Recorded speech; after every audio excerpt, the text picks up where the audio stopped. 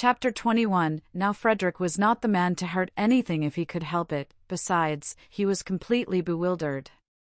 Not only was his wife here, of all places in the world, but she was clinging to him as she had not clung for years, and murmuring love, and welcoming him. If she welcomed him, she must have been expecting him. Strange as this was, it was the only thing in the situation which was evident, that, and the softness of her cheek against his, and the long-forgotten sweet smell of her. Frederick was bewildered. But not being the man to hurt anything if he could help it, he too put his arms round her, and having put them round her he also kissed her, and presently he was kissing her almost as tenderly as she was kissing him, and presently he was kissing her quite as tenderly, and again presently he was kissing her more tenderly, and just as if he had never left off. He was bewildered, but he still could kiss. It seemed curiously natural to be doing it. It made him feel as if he were 30 again instead of 40, and Rose were his Rose of 20, the Rose he had so much adored before she began to weigh what he did with her idea of right, and the balance went against him, and she had turned strange, and stony, and more shocked, and oh, so lamentable. He couldn't get at her in those days at all, she couldn't understand. She kept on referring everything to what she called God's eyes. In God's eyes it couldn't be right, it wasn't right. Her miserable face, whatever her principles did for her, they didn't make her happy. Her little miserable face, twisted with effort to be patient, had been at last more than he could bear to see, and he had kept away as much as he could. She never ought to have been the daughter of a low church rector, narrow devil. She was quite unfitted to stand up against such an upbringing. What had happened, why she was here, why she was his Rose again, past his comprehension, and meanwhile, and until such time as he understood, he still could kiss. In fact, he could not stop kissing, and it was he now who began to murmur, to say love things in her ear under the hair that smelt so sweet and tickled him just as he remembered it used to tickle him. And as he held her close to his heart and her arms were soft round his neck, he felt stealing over him a delicious sense of, at first he didn't know what it was, this delicate, pervading warmth, and then he recognized it as security. Yes, security. No need now to be ashamed of his figure, and to make jokes about it, so as to forestall other people's, and show he didn't mind it. No need now to be ashamed of getting hot going up hills, or to torment himself with pictures of how he probably appeared to beautiful young women, how middle-aged, how absurd in his inability to keep away from them. Rose cared nothing for such things. With her he was safe. To her he was her lover, as he used to be, and she would never notice or mind any of the ignoble changes that getting older had made in him and would go on making more and more. Frederick continued, therefore, with greater and greater warmth and growing delight to kiss his wife, and the mere holding of her in his arms caused him to forget everything else. How could he, for instance, remember or think of Lady Caroline, to mention only one of the complications with which his situation bristled, when here was his sweet wife, miraculously restored to him, whispering with her cheek against his in the dearest, most romantic words, how much she loved him, how terribly she had missed him. He did for one brief instant, for even in moments of love there are brief instants of lucid thought, recognize the immense power of the woman present and being actually held compared to that of the woman, however beautiful, who is somewhere else, but that is as far as he got towards remembering Scrap, no farther. She was like a dream, fleeing before the morning light. "When did you start?" murmured Rose, her mouth on his ear. She couldn't let him go, not even to talk she couldn't let him go. "Yesterday morning," murmured Frederick, holding her close. He couldn't let her go either. "Oh, the very instant then," murmured Rose. This was cryptic, but Frederick said, "Yes, the very instant," and kissed her neck. "How quickly my letter got to you," murmured Rose, whose eyes were shut in the excess of her happiness. "Didn't it?" said Frederick, who felt like shutting his eyes himself. So there had been a letter.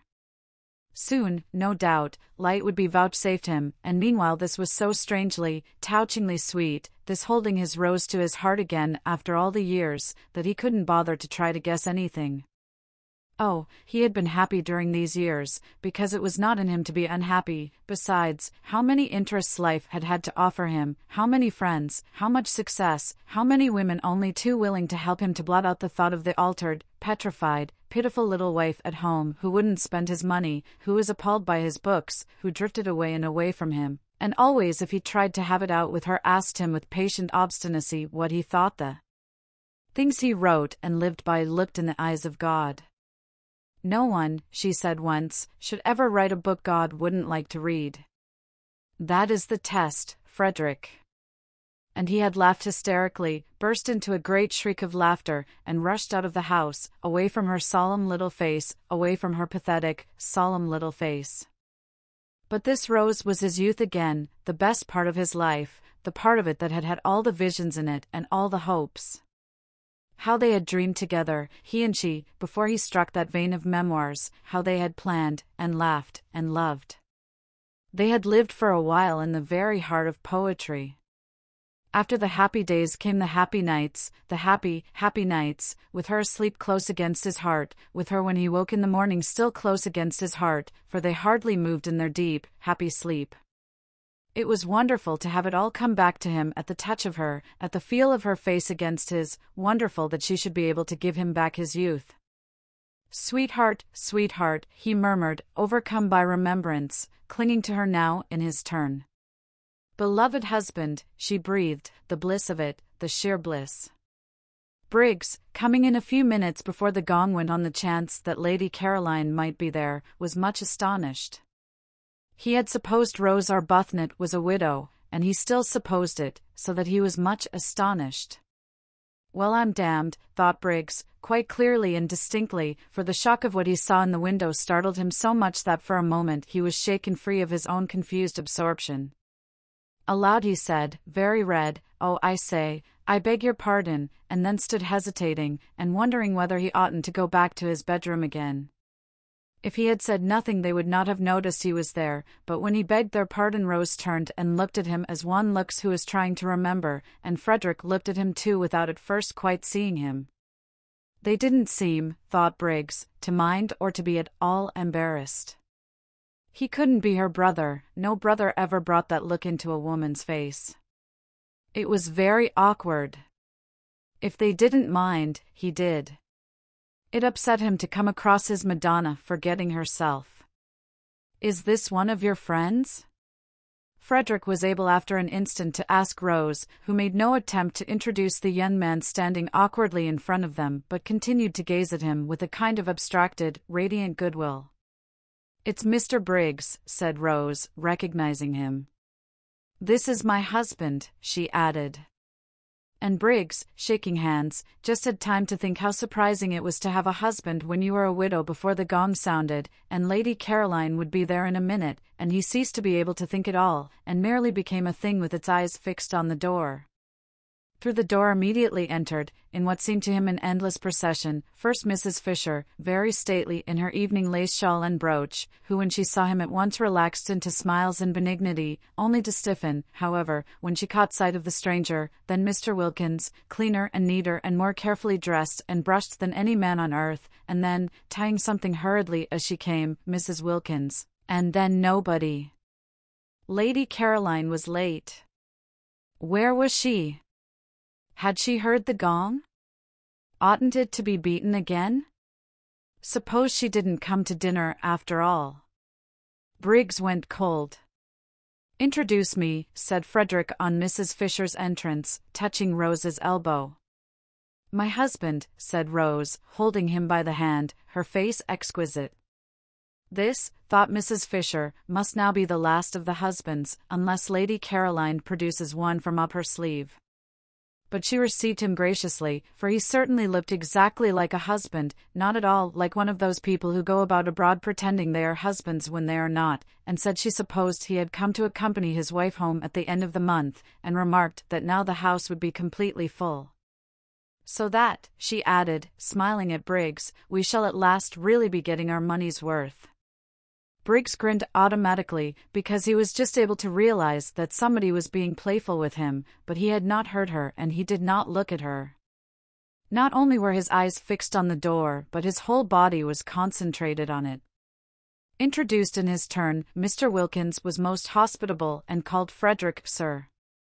"Well, sir," said Mr. Wilkins heartily, here we are, and having gripped his hand with an understanding that only wasn't mutual because Arbuthnot did not yet know what he was in for in the way of trouble, he looked at him as a man should, squarely in the eyes, and allowed his look to convey as plainly as a look can that in him would be found staunchness, integrity, reliability, in fact a friend in need. Mrs. Arbuthnot was very much flushed, Mr. Wilkins noticed. He had not seen her flushed like that before. Well, I'm their man, he thought. Lottie's greeting was effusive. It was done with both hands. "Didn't I tell you?" she laughed to Rose over her shoulder while Frederick was shaking her hands in both his. "What did you tell her?" asked Frederick, in order to say something. The way they were all welcoming him was confusing. They had evidently all expected him, not only Rose. The sandy but agreeable young woman didn't answer his question, but looked extraordinarily pleased to see him. Why should she be extraordinarily pleased to see him? "What a delightful place this is," said Frederick, confused, and making the first remark that occurred to him. "It's a tub of love," said the sandy young woman earnestly, which confused him more than ever. And his confusion became excessive at the next words he heard, spoken, these, by the old lady, who said, "We won't wait." Lady Caroline is always late, for he only then, on hearing her name, really and properly remembered Lady Caroline, and the thought of her confused him to excess. He went into the dining room like a man in a dream. He had come out to this place to see Lady Caroline, and had told her so. He had even told her in his fatuousness, it was true, but how fatuous, that he hadn't been able to help coming. She didn't know he was married. She thought his name was Arundel. Everybody in London thought his name was Arundel. He had used it and written under it so long that he almost thought it was himself. In the short time since she had left him on the seat in the garden, where he told her he had come because he couldn't help it, he had found Rose again, had passionately embraced and been embraced, and had forgotten Lady Caroline. It would be an extraordinary piece of good fortune if Lady Caroline's being late meant she was tired or bored and would not come to dinner at all. Then he he couldn't. He turned a deeper red even than usual, he being a man of full habit and red anyhow, at the thought of such cowardice. No, he couldn't go away after dinner and catch his train and disappear to Rome, not unless, that is, Rose came with him. But even so, what a running away. No, he couldn't. When they got to the dining room, Mrs. Fisher went to the head of the table. Was this Mrs. Fisher's house? He asked himself. He didn't know anything, and Rose, who in her earlier days of defying Mrs. Fisher had taken the other end as her place, for after all no one could say by looking at a table which was its top and which its bottom, led Frederick to the seat next to her. If only, he thought, he could have been alone with Rose, just 5 minutes more alone with Rose, so that he could have asked her, but probably he wouldn't have asked her anything, and only gone on kissing her. He looked round. The sandy young woman was telling the man they called Briggs to go and sit beside Mrs. Fisher. Was the house, then, the sandy young woman's and not Mrs. Fisher's? He didn't know anything, and she herself sat down on Rose's other side, so that she was opposite him, Frederick, and next to the genial man who had said "Here we are," when it was only too evident that there they were indeed. Next to Frederick, and between him and Briggs, was an empty chair, Lady Caroline's. No more than Lady Caroline knew of the presence in Frederick's life of Rose was Rose aware of the presence in Frederick's life of Lady Caroline. What would each think? He didn't know anything. Yes, he did know something, and that was that his wife had made it up with him, suddenly, miraculously, unaccountably, and divinely. Beyond that he knew nothing. The situation was one with which he felt he could not cope. It must lead him whither it would. He could only drift. In silence, Frederick ate his soup, and the eyes, the large expressive eyes of the young woman opposite, were on him, he could feel, with a growing look in them of inquiry. They were, he could see, very intelligent and attractive eyes, and full, apart from the inquiry, of goodwill. Probably she thought he ought to talk, but if she knew everything she wouldn't think so. Briggs didn't talk either. Briggs seemed uneasy. What was the matter with Briggs? And Rose too didn't talk, but then that was natural. She never had been a talker. She had the loveliest expression on her face. How long would it be on it after Lady Caroline's entrance? He didn't know anything. But the genial man on Mrs. Fisher's left was talking enough for everybody. That fellow ought to have been a parson. Pulpits were the place for a voice like his, it would get him a bishopric in 6 months. He was explaining to Briggs, who shuffled about in his seat. Why did Briggs shuffle about in his seat? That he must have come out by the same train as Arbuthnot, and when Briggs, who said nothing, wriggled in apparent dissent, he undertook to prove it to him, and did prove it to him in long clear sentences. "Who's the man with the voice?" Frederick asked Rose in a whisper, and the young woman opposite, whose ears appeared to have the quickness of hearing of wild creatures, answered, "He's my husband." "Then by all the rules," said Frederick pleasantly, pulling himself together, "you oughtn't to be sitting next to him." "But I want to. I like sitting next to him. I didn't before I came here." Frederick could think of nothing to say to this, so he only smiled generally. "It's this place," she said, nodding at him. "It makes one understand. You've no idea what a lot you'll understand before you've done here." "I'm sure I hope so," said Frederick with real fervor. The soup was taken away, and the fish was brought. Briggs, on the other side of the empty chair, seemed more uneasy than ever. What was the matter with Briggs? Didn't he like fish? Frederick wondered what Briggs would do in the way of fidgets if he were in his own situation. Frederick kept on wiping his mustache, and was not able to look up from his plate, but that was as much as he showed of what he was feeling. Though he didn't look up, he felt the eyes of the young woman opposite raking him like searchlights, and Rose's eyes were on him too, he knew, but they rested on him unquestioningly, beautifully, like a benediction. How long would they go on doing that once Lady Caroline was there? He didn't know anything. He wiped his mustache for the 20th unnecessary time, and could not quite keep his hand steady, and the young woman opposite saw his hand not being quite steady, and her eyes raked him persistently. Why did her eyes rake him persistently? He didn't know anything. Then Briggs leapt to his feet. What was the matter with Briggs? Oh, yes, quite, she had come. Frederick wiped his mustache and got up too. He was in for it now. Absurd, fantastic situation.